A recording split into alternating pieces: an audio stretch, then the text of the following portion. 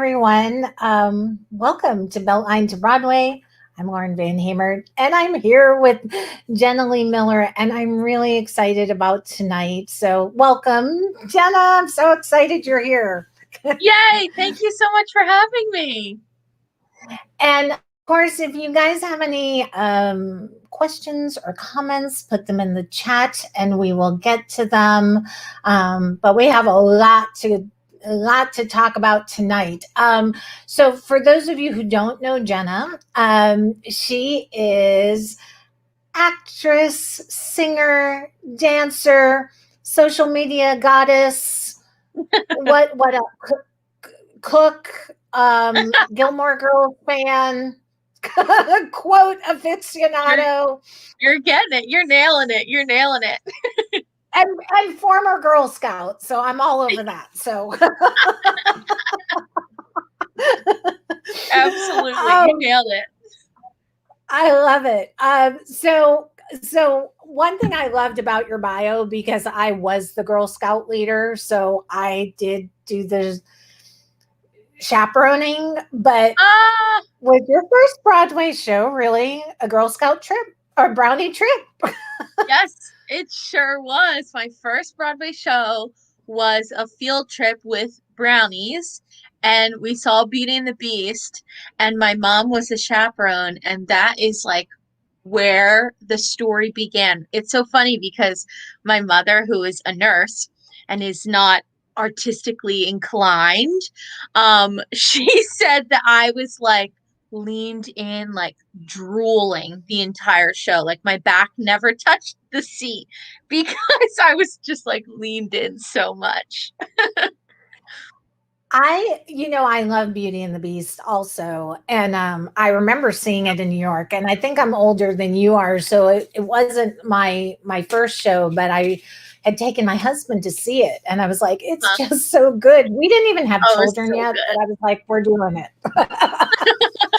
it's so good. And I think that's one of the things that Disney does so well, that it's like it doesn't really matter what age you're at, like you can appreciate it, especially when it's, on the Broadway stage. The caliber is just so good. Well, and it's so magical. It's Yeah. so they are smartly written, and something like The Lion King is just art. It's just gorgeous and Yes. art, Yeah. just And I mean, The beautiful. Lion King, it was just like it totally like broke all the borders. There had never been like that huge production with those puppetry and like oh, I remember seeing it for the first time, just thinking, like, how did they think of this? Like, it was so cool.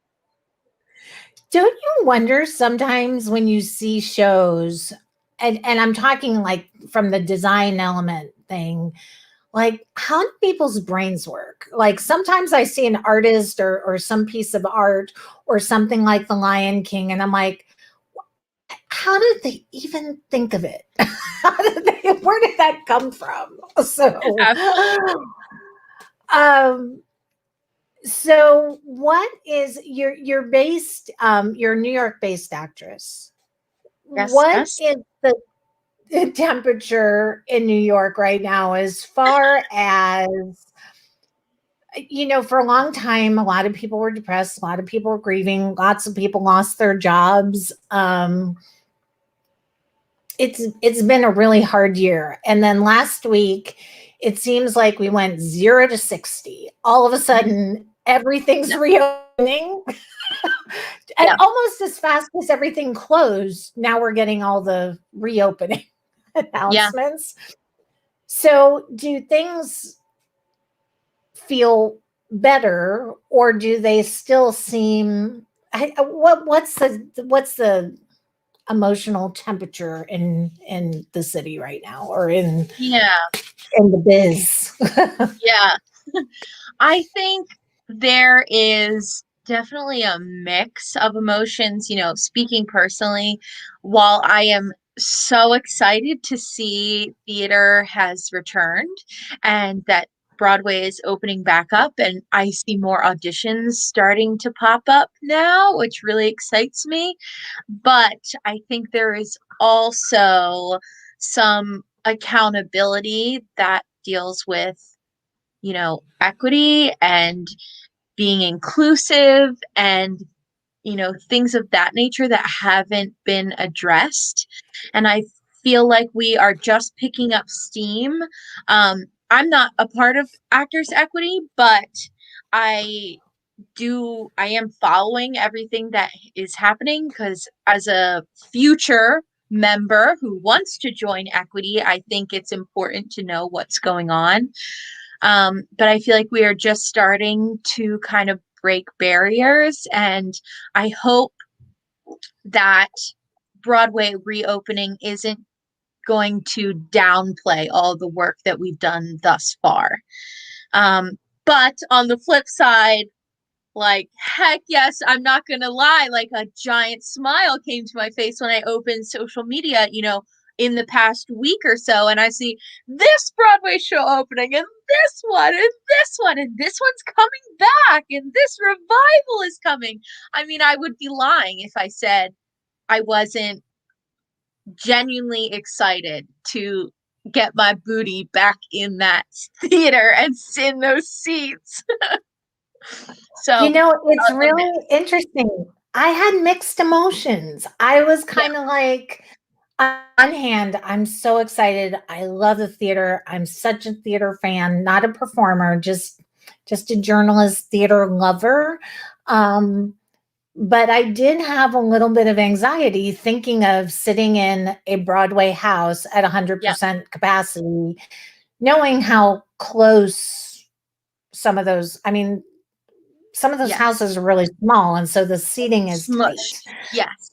And yeah. And so I had mentioned that on social media, and people acted like I had said I was never going to go to the theater again. And I was kind of like, okay, hey, wait a minute. I can still love theater and still be anxious. And I don't think I'm alone. And it's okay. So is there any anxiety on the part of, I mean, you're talking about auditioning season or audition season now. Auditions are starting up again. Any anxiety on your part going back to work?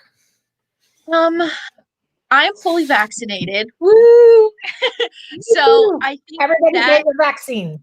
Yes, get that vaccine. So again, mixed emotions, but I will say as a theater viewer going to a Broadway house, like, to be honest, I still have not gone out to eat at a restaurant, indoor or outdoor. And honestly, that makes me it makes me nervous. Maybe it's just because I've been conditioned for the past year plus now that to me is past my comfort zone, but that is something that I'm slowly coming to terms with. But I don't think there is a right and wrong answer necessarily. I think it's just what your comfort level is and what, you want to do, because it's a personal opinion kind of thing.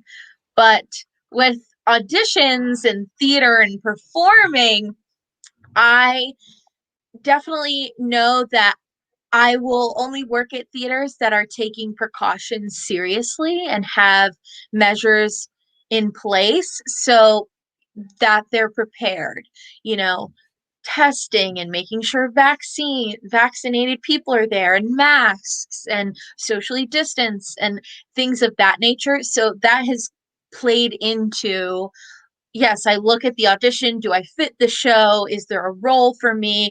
Can I submit? But also, what precautions are they making?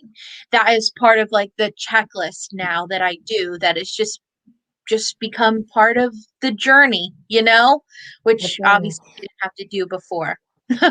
Yeah. And hello, Andrea. Thank you for joining us. Hi, Vanessa.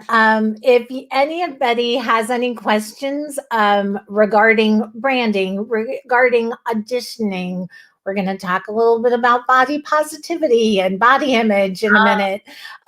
Just throw them in the chat. This is open conversation. So you went to a high school for performing arts, which I love, kind of like Fame. It was literally like Fame, literally. good. So talk to me about that experience. We have a similar high school here for the performing arts. Talk to me about that experience and how it informed how you approach your craft. Yeah. If I could go back and redo high school over again, I would do it the exact same way I did it when I was younger because it was literally like fame. Like there was ballerinas running down the halls in tutus, there was jam sessions in the hallway, like people were drawing during English class. Like that was just the norm. And I was like, is this heaven? Like, oh my God, look at all these artists. Oh my God, it was amazing. So the high school was structured so the underclass would do all their major. You had majors. So I was a vocal major. So we would do all of our major classes in the morning. The whole school would have lunch, and then you would do your academic. And then the underclassmen would do the opposite. So I got to spend half a day every day just like training and committing to my art, which to me is just like chef's kiss. Like heaven. I It is hear you. like heaven. Like heaven. Now, one question I have for you, and you've kind of answered it, um, for students who aren't going to those performing arts high schools, we have magnet schools here, which have performing arts programs. We have the performing arts high school or the arts high school. It's not just performing arts. Yeah. There's a little bit of there's a little bit of everything over there. Yeah. But for students who don't have that opportunity, can you get the same kind of training, do you think, in your after school extracurricular kind of programs? I think, there are amazing after school programs. And what's great, a silver lining that has come out of this lovely roller coaster of a year is that so many training programs have converted to virtual now. So when you had limitations to, only the programs that were in your surrounding area, now you can take classes from literally anywhere. So I will say, you get what you put into it.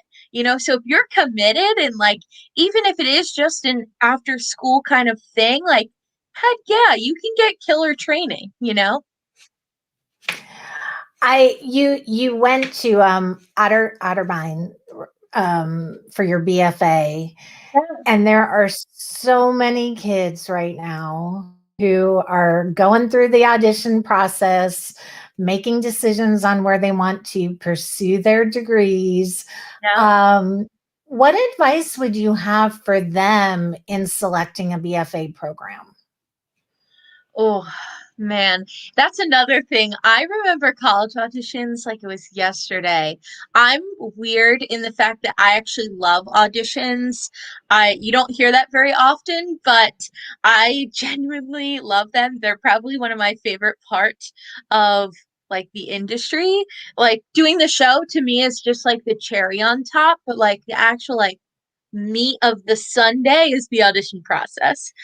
But I would say apply to more schools than you think you need to because they are very selective, and make sure you're super prepared with your material, because you never know if they're going to be like, oh, like, could you try this, or how about you do it this way? And then if you don't know your material backwards and forwards, like, you're going to get nervous and mess up and all those things. So oh man, so this is crazy. I'll give you some stats here. I applied to 23 schools, auditioned at 20, and got in at 10. And then I was choosing between the Boston Conservatory and Otterbein. And then I went to shadow them. I went to Outerbein for the day and I shadowed a student, and they took me to all their classes. And then I did the same thing at Boston Conservatory. And once I was like on campus seeing the type of training, it was just like, you'll know. like you'll just know. You'll have that gut feeling and you're like, this is my school, you know? It's so funny you say that because my son is not a performing arts person, so I'll start Hmm. there. But when we were looking at colleges, he's a senior at Virginia Tech. When we were looking at Oh, colleges, the minute we stepped foot on the Virginia Tech campus, he was like, "This is it. If this is I'm it. in here, this is it." I was Yep. like, "Okay, we're done." I mean, it was like the third or fourth college we had gone to see, but Yeah. you have that gut feeling. You just know, Yep. I You think. just know. Yeah. So, what is it that you are the only person I've ever heard say you like the audition process? What is it about auditioning that you like? Okay. All right. All right. So here's the thing. I thrive when I am outside of my comfort zone. I really thrive off of like competition, learning something new, putting myself out there. I thrive in that kind of environment. So for me, like showing up to an open call where I don't know the person to my right or to my left in line, it's like it's like a fun, like, oh, like why don't I try to be best friends with the person next to me, and like and then like you get to go into the room and it's just like a fun challenge almost, that it's like I want these people to get to know me in the 2 minutes that we have an interaction when I walk in the room. Like it's like a fun challenge to me. But I like that kind of, now I don't get nervous anymore for auditions, but it's that like adrenaline rush that I'm so attracted to. I feel exactly the same way about being a journalist. That when I'm going and writing a story, it's that Yep. adrenaline rush, and you forget everything else. It Yeah. just becomes about yeah. Yeah. It's a high. It's like a drug. Yes. It's like an energy that it's just like, this like, yeah, absolutely. Yeah. Um, I one of the things I love about your social media, and if you all aren't following Jenna on social media, you have to follow her Instagram. And we're going to talk about at the end how she helps actors brand themselves and really craft and curate their social media.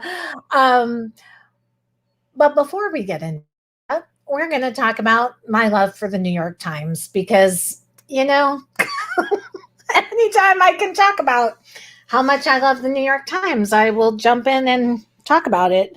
Um, so, some backstory for those of you who don't know this. Several years ago, Bonnie Milligan, who is a plus size actress, did an amazing job, Tony Award winning caliber performance. Should have gotten it. Oh yeah. In Head Over Heels. The Go Go's. I always say the Go Go's musical. It wasn't really a jukebox Yeah. musical about the Go Go's. It was to Go Go's music. It was a fun musical. She did a fantastic job. Ben Brantley writes about it in the New York Times and about how she is a provocative choice because she played the beautiful princess. And at no point in the show is her appearance mentioned other than that she's beautiful and everybody thinks she's beautiful. And she looked beautiful and she danced and sang her face off in that show. I Yes. mean, he just was unbelievable. So if I try to find a clip from the show, a YouTube Oh clip, yeah. and I'll post it afterwards. But I love the show. I loved her in the show. But Ben Brantley in his review just went there with the provocative, beautiful princess comment. Yeah. And then it was edited out. He changed and that wasn't the only problem with that review. He disparaged non-binary people. He spoke about peppermint in a very condescending way. It was a really, if you could write a politically incorrect review, it was a politically incorrect review. I don't care whether you like a show or not. You need to be a little bit mindful about the words you're choosing. So fast forward to last week, a different reporter, Ben Brantley has since retired, Michael Paulsen, he wrote a very analytical, detailed article about the complications of Broadway reopening. And I don't think there's a performer, artist, anybody alive who will say there aren't complications about Broadway reopening. So I'm there with him. But where he lost me was in a sentence. I'm going to quote it. Every show faces casting complications because most, if not all, contracts with actors have expired and will have to be renegotiated. Some performers have gained weight. And in that paragraph, he goes on to say, and I'll paraphrase this part, how some performers may have decided they enjoy living in Montana better than wanting to go back to their jobs in New York. And he did talk about Moulin Rouge and the actress. I'm so mad about this. I can't even remember her name. The actress who very publicly left the show because Karen. Thank you, Karen Olivo, because of accountability issues. And he didn't mention that. He just said she left the show for, he didn't even go there. So there were a lot of problems with the article. The article has since been edited to be more politically correct, just like Ben Brantley's. Ben Brantley did apologize for his head over heels snafus. Michael Paulsen has not. But this article went viral and the internet responded. You are an actress that talks so much about body positivity, how everybody is a Broadway body, which I love. And I think of some of my favorite performers, not just Bonnie Milligan, but James Monroe Iglehart. I mean, they're not size 2, but they're doing amazing things on stage. So can you talk a little bit about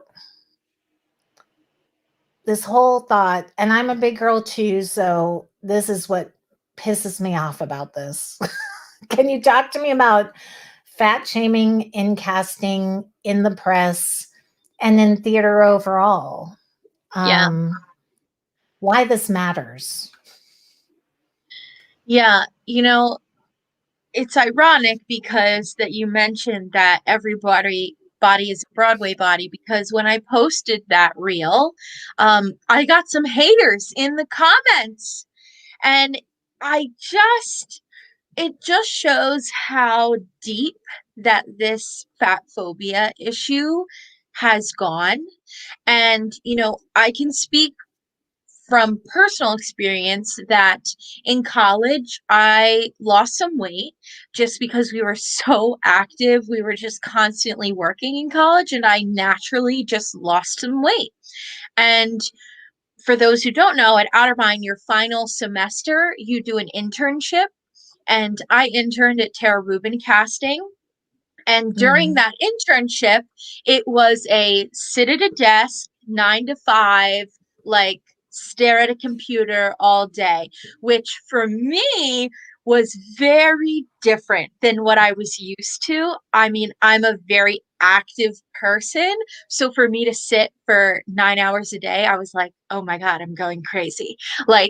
And I gained a little weight. And I naturally gained a little weight because I was exhausted. I wouldn't go to the gym when I came home, and I gained some weight. And after I gained weight, I was told that now they knew where I could live because I could be typed into the plus size typecasting. Instead, when I was in college, I was in that in between where I couldn't really be that dancer chorus figure girl, but I also wasn't plus sized. But after I gained weight, it's so ironic because that was the summer I booked the most amount of contracts. The irony that they were like, oh, this can be our token plus size performer. And I booked the most amount of contracts. And it just shows, whoa, it just goes to show you that this is an issue that stems much deeper than people realize. And I think that article was definitely, it definitely had a silver lining because it went viral. People were, I mean, I couldn't open Instagram and watch a story without someone reposting it. And that's what we need. We need people to openly talk about it more because that's the first step. That is the first step to addressing the issue. And I always say costumes need to fit the actors, not the other way around. The actor does not need to fit the costume. And that's an issue. And especially when it's at a higher caliber, where it's like, we know you have money to properly make costumes. So do you really need to fit the costume to the actor, not the actor to the costume? Like, it just oh whew, yeah, I get And very that's the excuse. yeah, That's the excuse that, right, oh, we're not talking about weight, we're talking about costumes, and we're talking about fitting into a costume. And yeah, um it's funny, but I've discussed this issue several times because it keeps coming up every yep, few months, every couple of years. We did have a arts journalist, a reviewer here, who was reviewing a show where a local actress who is fantastic, she's she would call herself, she's a good friend of mine, she would call herself fat, but she's a stage combat person. She's an intimacy coordinator. She does a little bit of everything. And he had mentioned her weight in an article, and it was unnecessary. It was a part of the play. It didn't yeah. need to be talked about in this article, in this review. And when she called him out on it, he almost blamed her for it. And so I think it just is such an underlying, I think I posted on my social media, you can edit stories to be more politically correct, but that doesn't solve the problem, the underlying Yep, problem. right, right, I Do agree. you think, as we have these conversations about equity, diversity, inclusion, all of these conversations, important conversations that we've been having throughout this pandemic, that this can be a part of that conversation? I mean, I truly, from the bottom of my heart, hope that it is a topic that is brought up because I remember, growing up going to Broadway shows, which I still need to condition myself to unlearn this, but anytime there was like a big chorus number where the whole cast was on stage, I would scan the cast to be like, oh, where's the one plus size girl? Where's my track that I could play? And it's just like, that shouldn't be happening. Like, that shouldn't be the pigeonhole that people are thinking about, you know?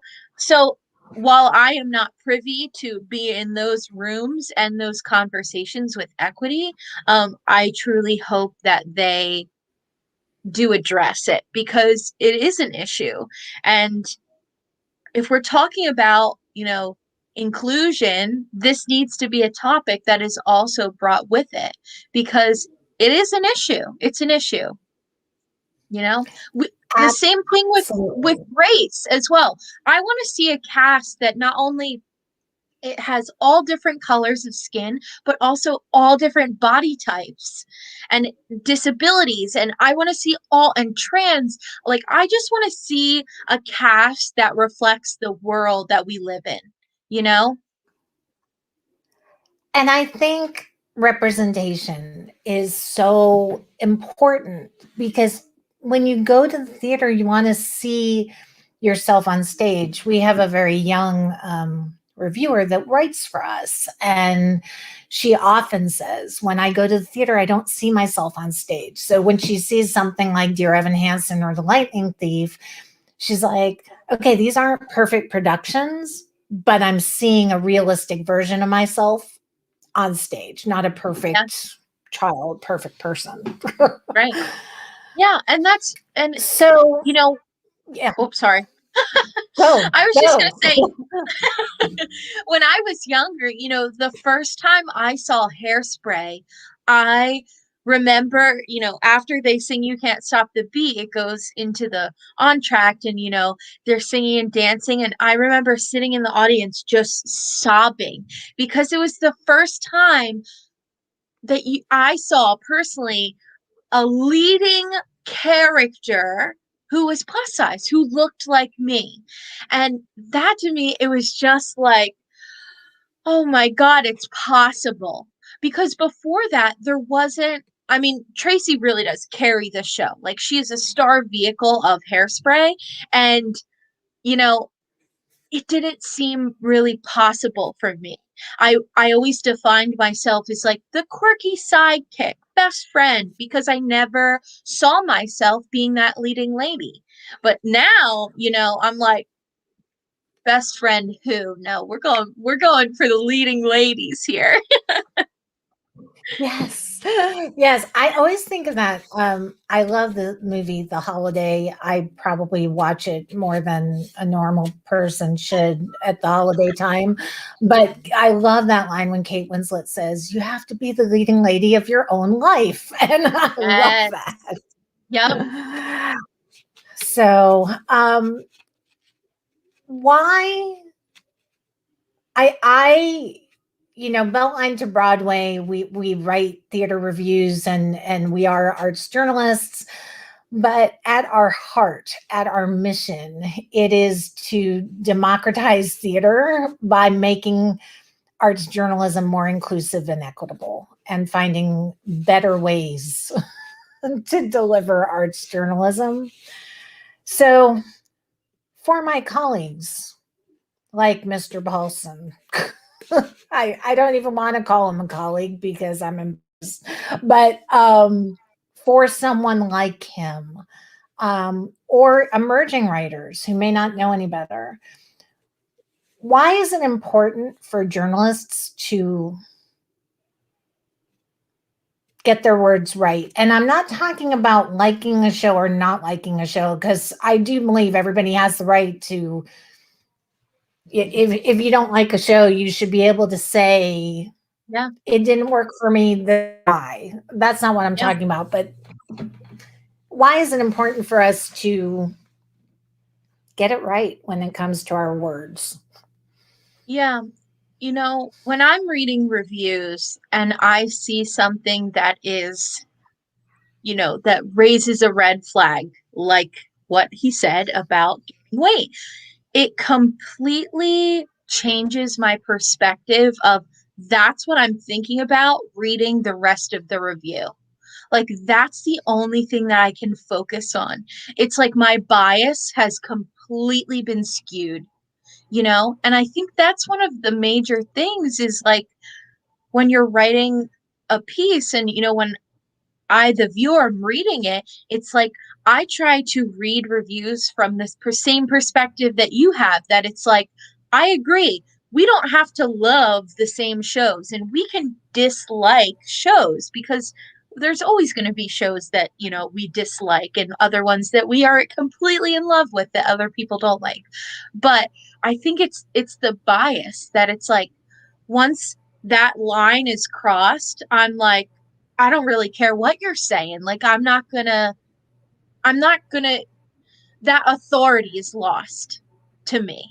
It's like you just lost all your authority, you know? Absolutely. And I asked Bonnie Milligan that same question. I had the chance to talk to her just a few months after this Ben Brantley thing happened. She was still in Head Over Heels at the time. Mm-hmm. And she said, it's because we're people. We have feelings, we have emotions. We have a thick skin when it comes to liking it or not liking it. We can give Right. or take that. That's just part of this. But when you come at us personally, Yeah. It's that different. personal attack. Yeah, Yeah, definitely feels different. absolutely.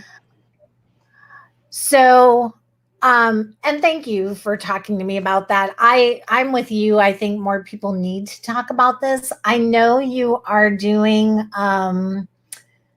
a retreat with Libby, Broadway Yes. dietitian.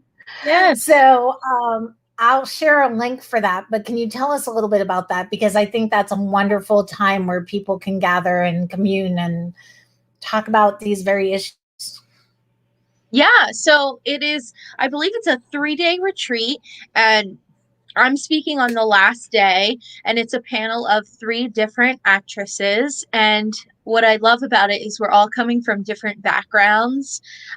We're all different sizes. We're all different types, which is awesome. And we're going to talk about, what it takes to stamina for 8 shows a week, and how to have a body positive mindset, how to address these type of issues. And it's just going to be a place that brings a community together of like-minded people. So I'm super excited. Do you think that things with performers, like the popularity of a performer like Lizzo in popular music, do you think getting better? Or I mean, I like to think things are getting better, but then I read something like that last week and I'm like, nope, we're still there. Yeah.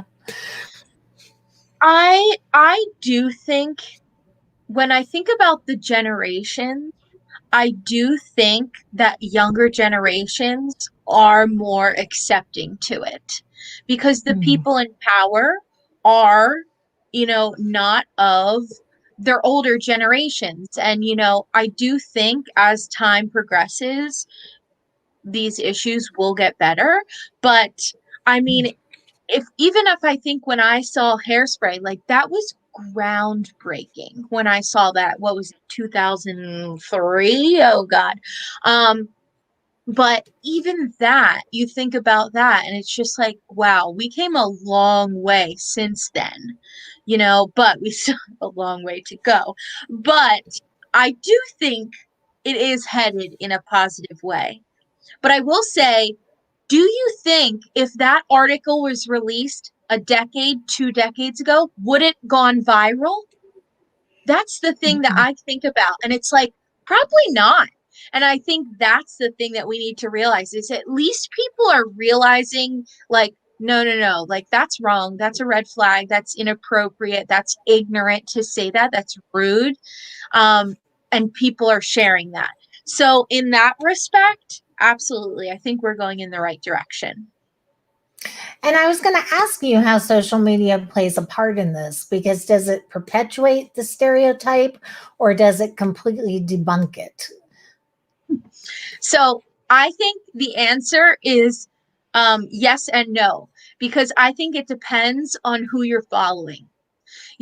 Just like how they say, I'm paraphrasing, but the famous quote that, like, you are a makeup of the people that you spend the most time with in your life. It's the same thing with social media.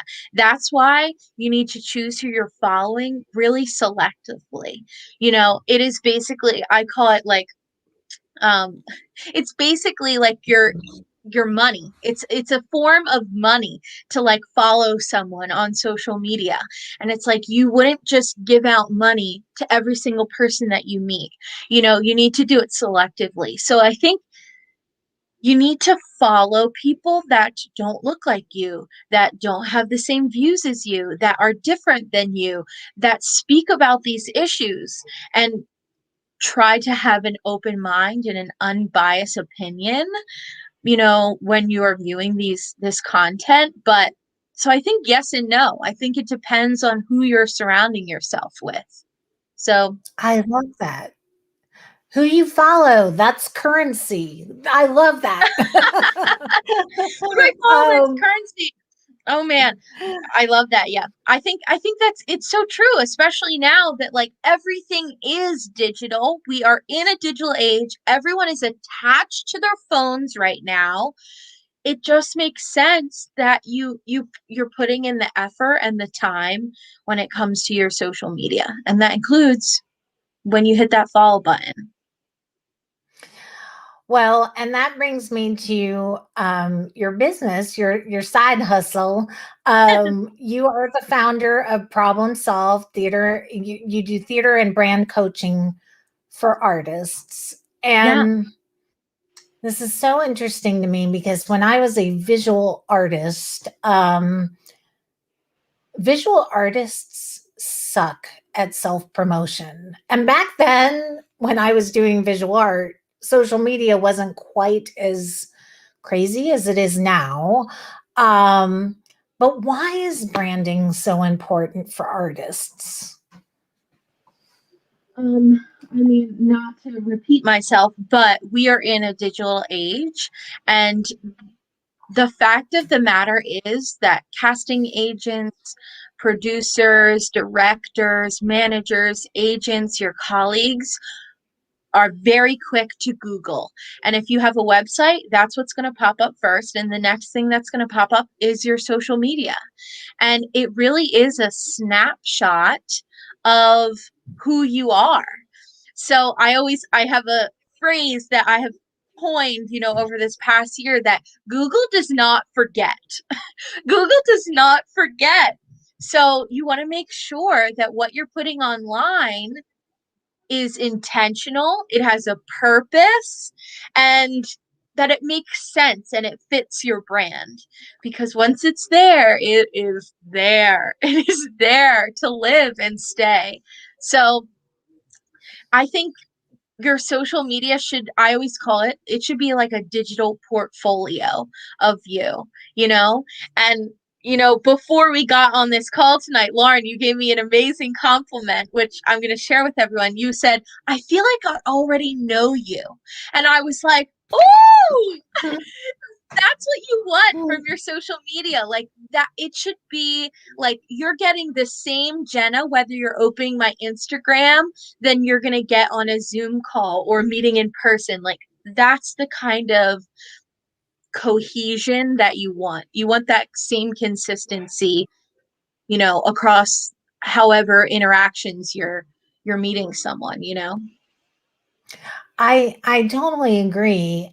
And yet I also am very mindful that this is hard. The social media is Oh, hard.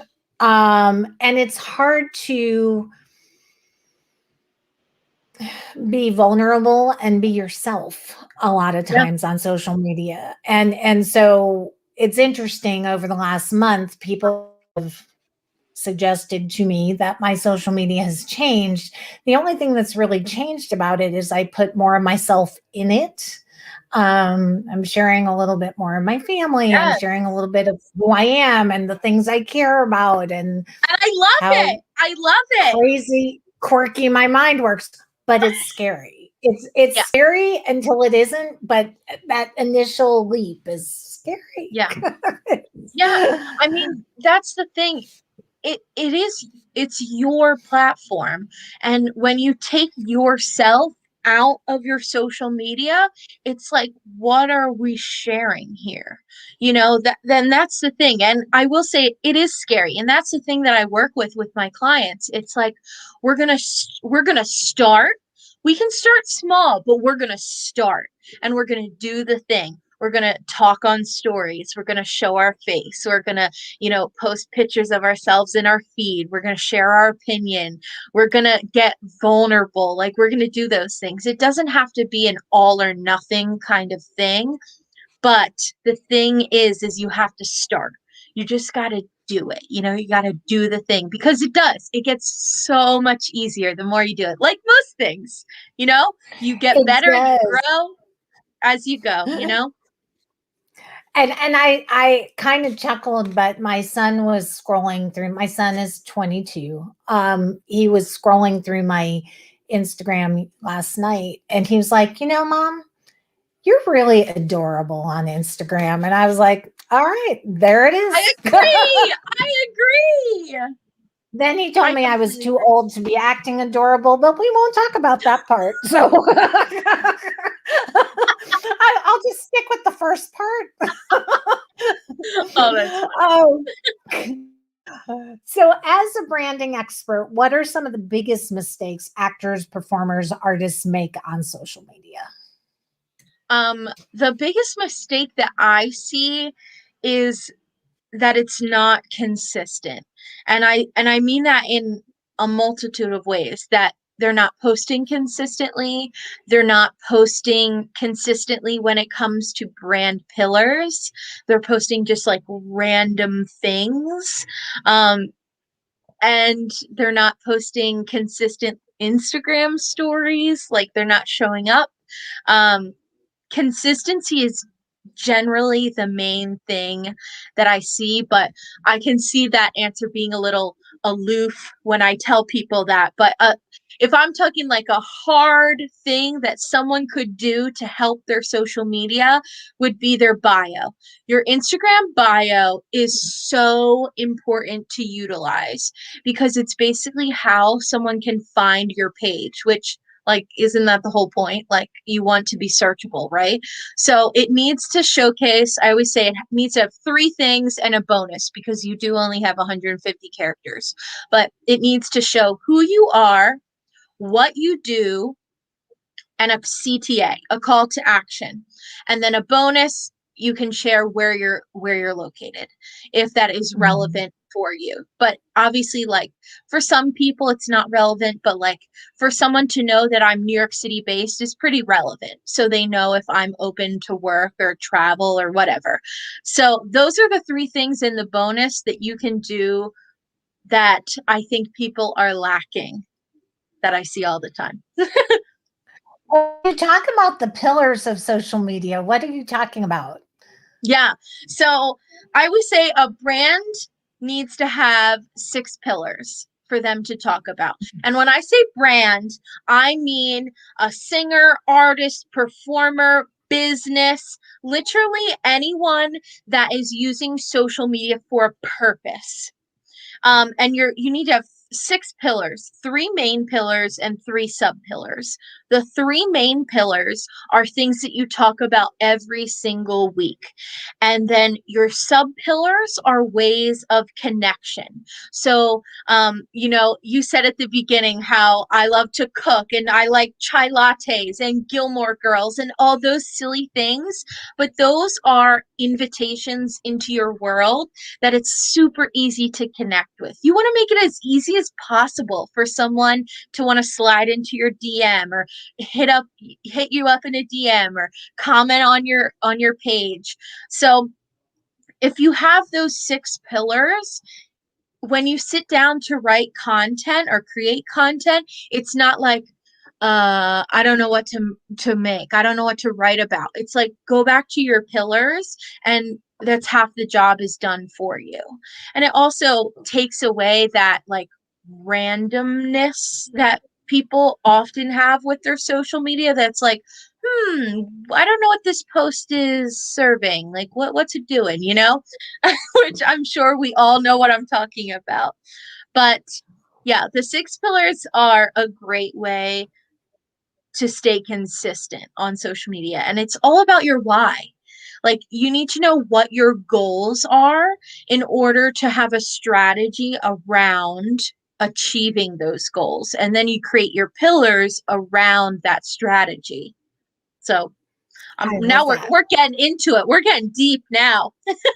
Oh, I love it because I don't think this is another one of those things that I don't think people talk about. But when you see a social media account that is working, or you'll hear, "Oh, your social media looks good," or what people were responding to on my social media is, "Your social media has gone next level." And when you see that, you kind of know it, Yeah. but it's very hard to verbalize or pinpoint what's changed. Yeah, So absolutely. I love that we're having this conversation. So how often should actors, performers, artists, how often should they be posting? Ooh, this is a hot button topic. So, first, I will tell you my technical answer and then I'll share my opinion because they're two different things. So, there are two ways to go about posting content on social media. Option A is the quality over quantity. Consistency is key with this one, that you are going to spend more time creating, writing captions that are meaningful, making sure you're using the proper hashtags, all the technical stuff. And you probably don't post, as much as other accounts. You're definitely not posting, generally speaking, this is probably in the 1 to 4, 5-ish range, per week, versus option B, which is the quantity over quality. You are just killing people with content. You're pumping out the content. You're posting at least twice a day, 3 times a day. You're selling so much content. Now, both of these strategies work. They are proven to work. They both work. It depends on what is sustainable and can be consistent for you. Now, I'll share my personal opinion. I am of the, the opinion of option A, quality over quantity. I would much rather have a curated, aesthetically pleasing feed, have content that I'm super proud of and that is specific to me and my brand, than just like pumping out the content. But there is no right and wrong. The one thing I will say is you gotta, if you're gonna do one, option A or option B, it doesn't matter, but you gotta commit to whichever strategy you're gonna use. Consistency is key. And I love that you talk about strategy because I think so often people are just throwing darts at a dartboard when it comes to social media. And it's like, Yeah, oh, here's a picture of my cat. And it's like, that's great. And then the next day, it's like they're making like this really deep political commentary. And it's like, who are you exactly? And maybe you exactly. are a cat person who is very politically minded. But if you don't create yourself as this well-rounded person, it all just seems Right. random. Right. Exactly. Just Exactly. how important has branding been, and especially social media posting been during this intermission or pause that we've experienced over the last 14 months? You know, at the beginning of quarantine, I, like most people, I lost 3 contracts. I lost all my day jobs. I moved. I mean, it was like a complete like 180. And at the beginning, I was like, "Oh my God, I get to relax. I have free time. What is this?" I'm like, "Woo!" And then months kept coming and coming and I was like, "Oh my God, I am like a multitasker at heart. I love doing a million different things. I'm a multi hyphenate. Like it's in my blood." So I was really bored. I was so bored. I was like sitting at home, like going crazy. And then it wasn't until I put all of that boredom to good use and I started to get really like, I started to really focus on my social media and get really serious about my branding. And then after that, opportunities started to come my way. And that's when I got my first social media management client.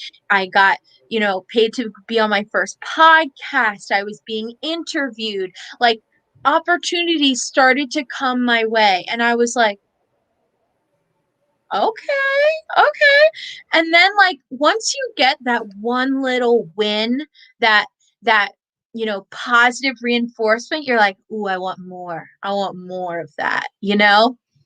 And um, but yeah, and it just grew from there, that it just grew from there. And honestly, I'm so thankful for it now, because now, I don't have to get a day job when, auditions come back full time and when theater comes back. Like, I can pay my rent with just my theater and brand coaching business and doing social media management, which to me has always been a goal of mine. And yeah, it's been a blessing. I love that. So I'm going to put up your website, but where can people find you on social media? Obviously, they can find you online. Yes. So where can people find out more about you? Yeah. So you can follow me at Jenna Leigh Miller, and then my theater and brand coaching page is at Problem Solved by Jenna, which everything is linked everywhere. So if you go to Jenna Leigh Miller, you'll find all my links. So I love it. I love it. Well, and in your bio, it says you read as many quote books as you can. You and my daughter. My daughter's all about the quote inspo. So I love a good quote. What is your favorite quote? oh, don't mind if I do. So I have had this photo, which is of a quote, which I'm going to read after this, but I have put this photo in every planner. I am like old school. I don't use Google Calendar. Like, I am a planner kind of gal, pen and paper, old school. I've had this quote in every planner that I've had since freshman year of college. So it is a quote that I've lived by almost.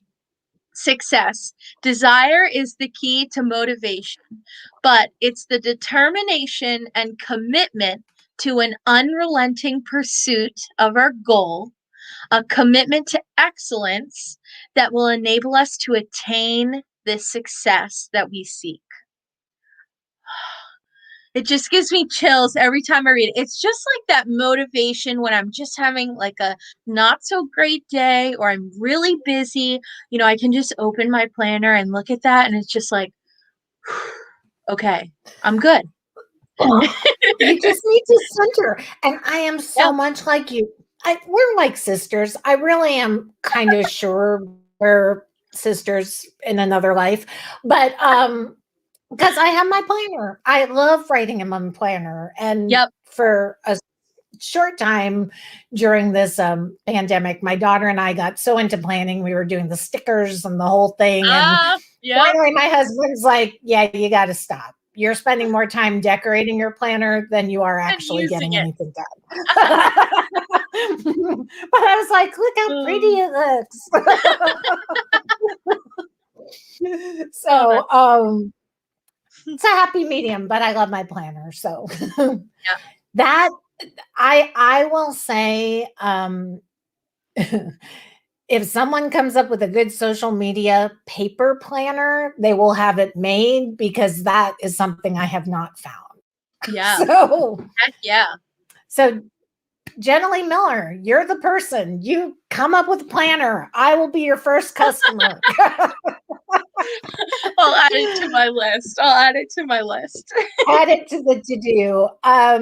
Thank you so much. I have loved this conversation so much, and I just have loved hanging out with you. And I'm glad we don't know each other, so it's really nice to get to know you better. And and if you joined late, you can watch from the beginning. This will live on Facebook or YouTube, wherever you're watching.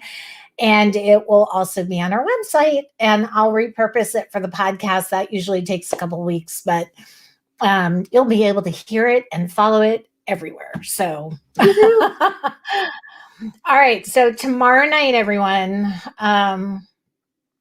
when I talk to Ira David Wood, we never know what's going to happen. So tune in for that, because Ira David Wood is one of my favorite people to interview. basically ask him a question, he talks for the next 59 minutes. So tune in tomorrow night for that. We'll find out what's happening with Scrooge and A Christmas Carol, but we'll also be talking about his book, Russian Galatea, which is all about the Romanov family and Anastasia and the disappearance. You're going to want to tune in.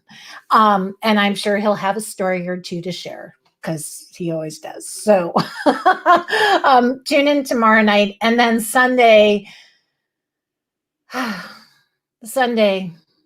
I'll be hanging out with the original people from Godspell. And when I say the original people, I'm talking about the original Cherry Lane people from 50 years ago. So, which includes Maria from Sesame Street.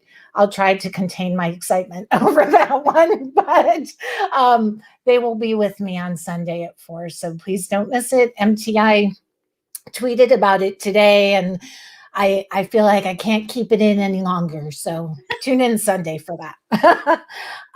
Thank you, Jenna. This was amazing. And everyone, I will see you tomorrow night.